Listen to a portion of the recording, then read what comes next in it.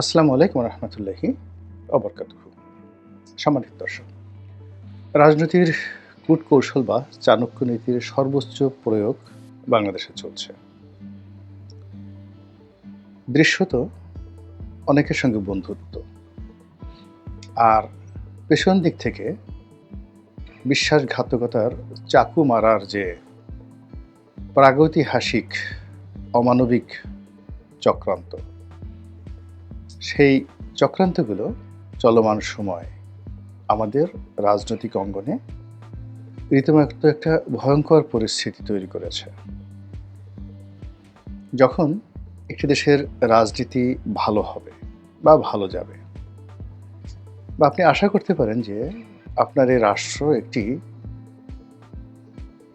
শুভ পরিণয়ের দিকে যাবে, তো এসব ক্ষেত্রে সবচেয়ে প্রথম যে উপকরণ,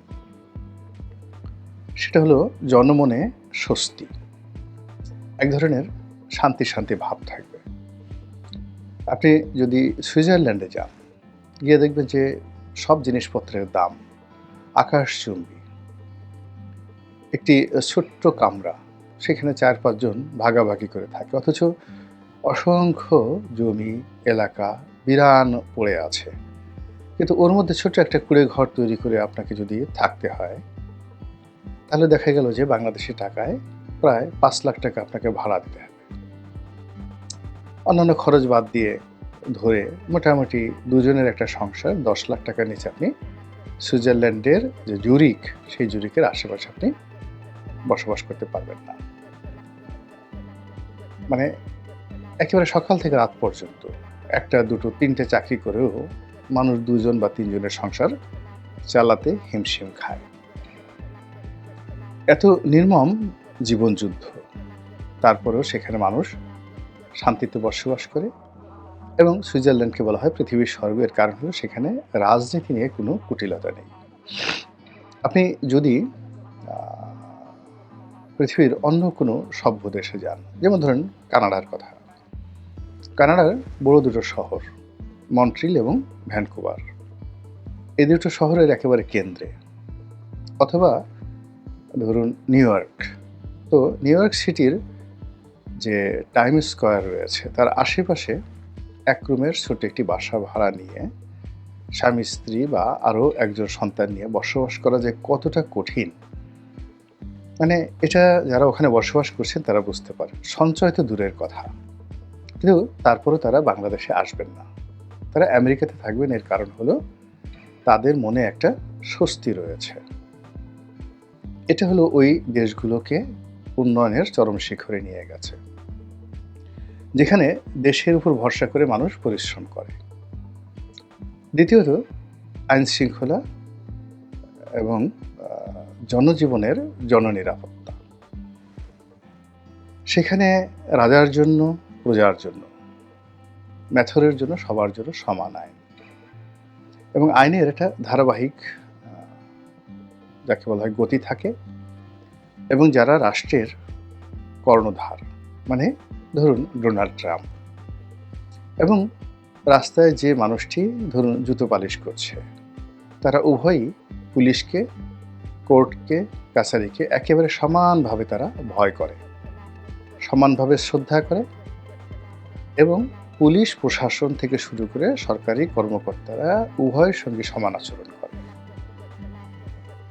এর ফলে কি হলো যে তাদের জীবনে আমাদের চাইতে অপরাধের যে সংখ্যা অনেক বেশি। খুন হচ্ছে, ধর্ষণ হচ্ছে, ফৌজদারি হচ্ছে, প্রতারণা হচ্ছে, তারপরে ডাকাতি হচ্ছে, কিন্তু মানুষ রাষ্ট্রের প্রতি বিশ্বাস এবং আস্থা হারায় না। কিন্তু আমাদের দেশে কি হচ্ছে? অপরাধের যদি ধরন প্রকৃতি দেখেন, আমেরিকার তুলনায়, কানাডার তুলনায় এখানে অনেক কম। ইংল্যান্ডের শহরে একেবারে ডাউনটাউন, যেখানে লন্ডনের, বা অভিজাত যে সকল এলাকা রয়েছে, সেটা তারেক রহমান সাহেব যে এলাকায় থাকেন, কিংস্টন, তারপরে হাইড পার্কের মতো এলাকা, অথবা ধরেন অ্যাজওয়ারের মতো এলাকা, মিডল সেক্স, এই সকল এলাকা ধনীদের বসবাস।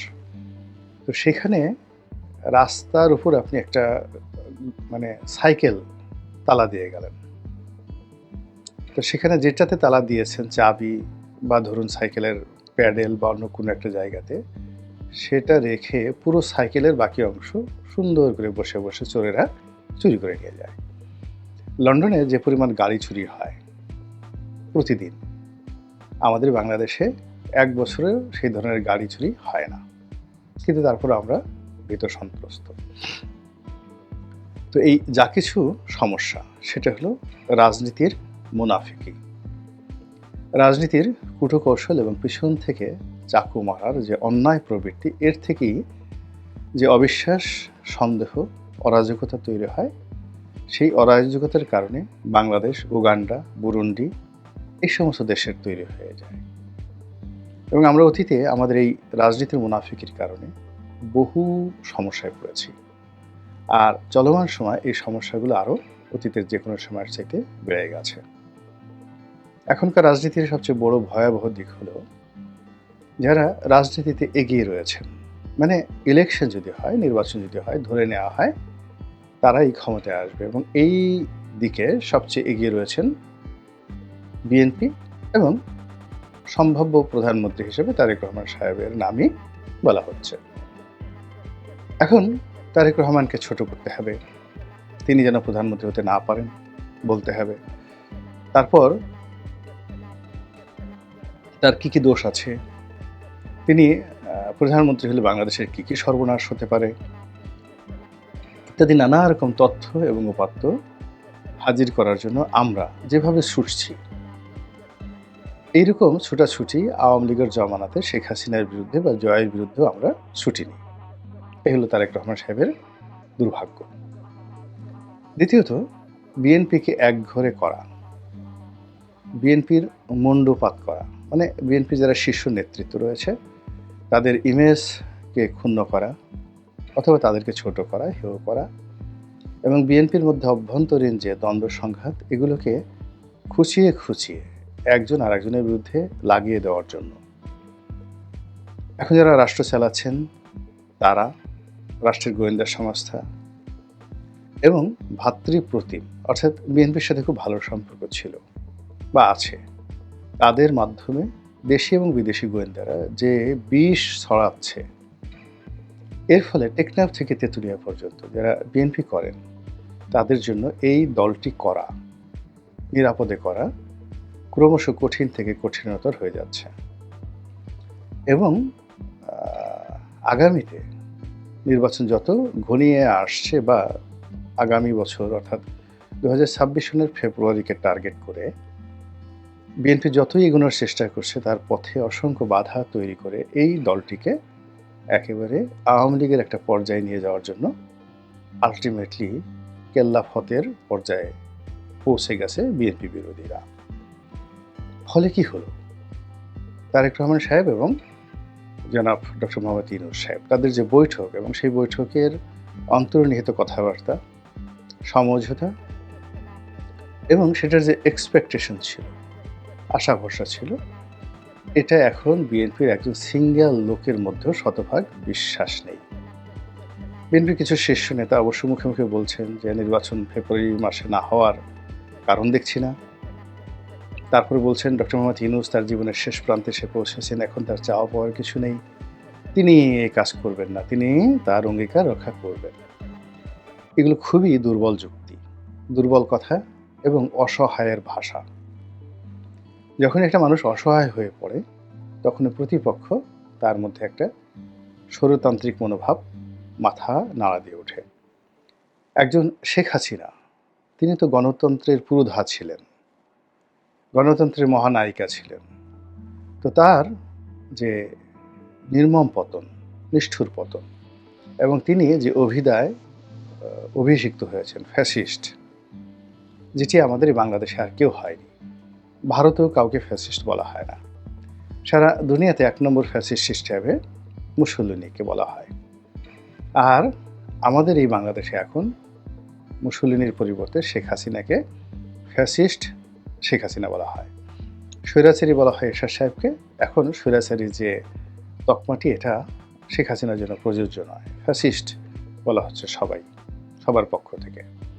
তো এই যে শেখ হাসিনা যে একজন গণতান্ত্রিক নেত্রী থেকে শাসক হলেন, সেখান থেকে তার ফ্যাসিস্ট রূপে তার যে উত্থান হলো, অভিষেক হলো এবং তার যে পতন হলো, এর সকল কিছুর মূলে ছিল রাজনীতির বেইমানি, বিশ্বাসঘাতকতা, তার নিজের দলের ভিতরে, বাইরে, তার সরকারের ভিতরে, সরকারের বাইরে এবং দেশি বিদেশি নানা চক্র।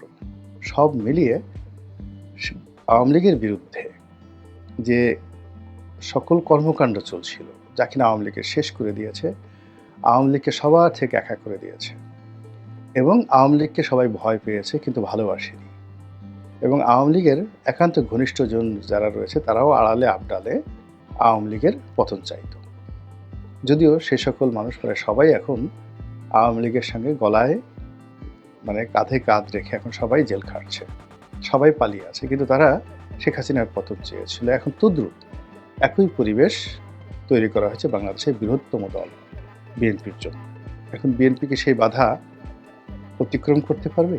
বিশ্ব খেলোয়াড়ের খেলাধুলা থেকে কি নিজেদেরকে রক্ষা করতে পারবে, নাকি তারাও একটা অশুভ পরিণতির দিকে এগিয়ে যাবে? সেটা আগামীতে দেখা যাবে। আল্লাহ আমাদের সবাইকে হেদায়েত দান করুন এবং হেফাজত করুন। আসসালামু আলাইকুম ওয়া রাহমাতুল্লাহি ওয়া বারাকাতুহু।